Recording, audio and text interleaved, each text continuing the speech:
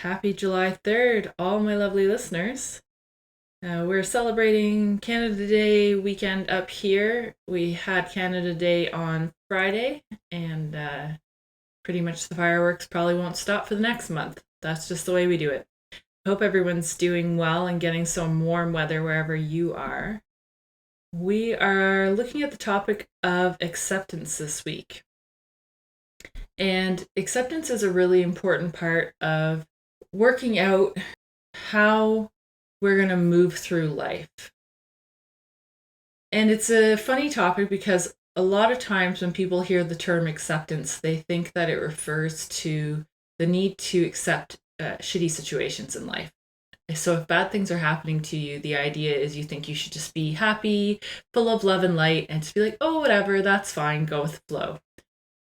And that's not really how acceptance works in any beneficial way. So we're going to look more at the beneficial way of using acceptance. And the idea is that there's only this moment, and whatever is happening in this moment is already happening. So we need to learn to accept what is already happening in order to move forward. Because what often happens with the human mind is when something is happening to us that we've decided we don't want to happen, we resist it so much that we actually prolong the period of time that we're experiencing it, either by not dealing with it quickly or by getting energy kind of trapped under the concept. And when you have things like the Monday dreads, or you don't want to go do an activity that you have to do on a regular basis, it's often because we're not accepting that this activity is happening. And we create a lot more emotional energy and a lot more just resistance in our life that can cause health problems later, especially if it kind of piles up. And it can create a whole story and mood for us where every time we think about the situation, we start getting that resistance because we're not accepting it.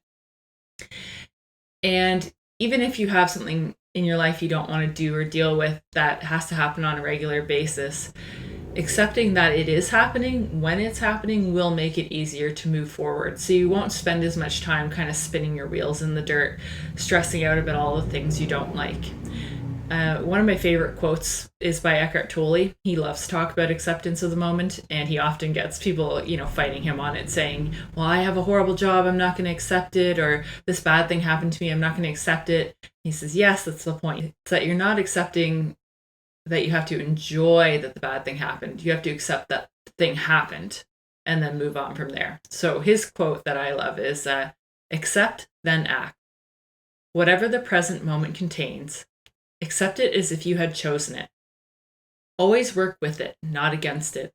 Make it your friend and ally, not your enemy. This will miraculously transform your whole life. So that's his quote on acceptance. And in my own practice, I definitely find this, that if I accept the situations that are happening when they're happening, I don't get as much of, I don't get sick as often. I don't get that kind of caught energy in my chest and throat, and I don't feel as gross afterwards.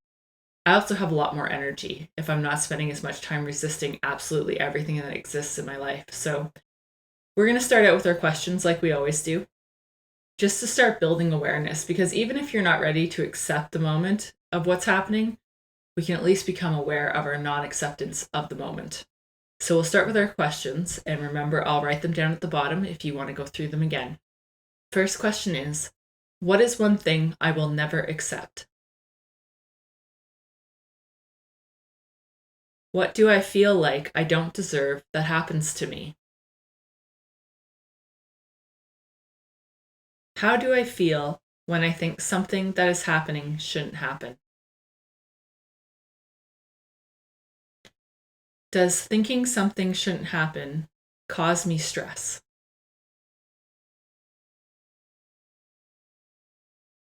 All right, so those are our questions. And then for our actual shadow practice, we're going to do a direct working with acceptance. And then we're going to do our grounding exercise after, and it'll also relate to acceptance. So the two of them work really well together. For our acceptance practice in shadow work, what we're going to do is make a statement about what is happening. If you're stuck in traffic, you're going to say, I'm stuck in traffic. And then you're going to sit with that statement. And just see if it makes any feelings come up in your body. And then see if you can accept those. And then the next thing's going to happen. So maybe you're sitting in a chair. Can you say, I'm sitting in a chair? And then ask yourself, can I accept that? And try to feel what that feels like. So even if you're noticing resistance when you're sitting with what's happening, I want you to try to accept the resistance. Say you're at work, you can tell you don't want to be there. Start with the statement, I'm at work. Feel what that feels like. And if you notice that you feel resistant to it and you just feel horrible, I want you to move on to the next statement, which will be, I'm resisting this. I don't want to be here. So all we're doing is trying to create a really straightforward statement of what's actually happening, and then seeing if we can accept that moment as it's happening. So just sitting with it and feeling what that feels like, and seeing if there's any sort of wiggle room to allow acceptance to move in. And if it's not happening and you're just feeling super pent up and just pushing back against it, say, I'm resisting this, and see if you can accept that you are resisting this.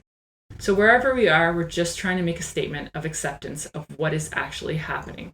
Even if what is happening is, I don't want to do this exercise, I don't want to think about this, I don't want to be here. Whatever it is, saying the statement and seeing if you can find some little bit of inner acceptance around it. And our grounding exercise works well with this. We're actually going to look at EFT tapping. And I'm going to include a link from jessicademas.com. She has some lovely information there, as well as one from Medical News Today, which they have some information about research and things like that. But the actual tapping exercise is pretty easy. There's a number of areas people like to tap that usually feel effective, and I'll give you 3, and you can go to the website if you want to see the other ones, but just easily the one under the collarbone. So any area under the collarbone you can tap.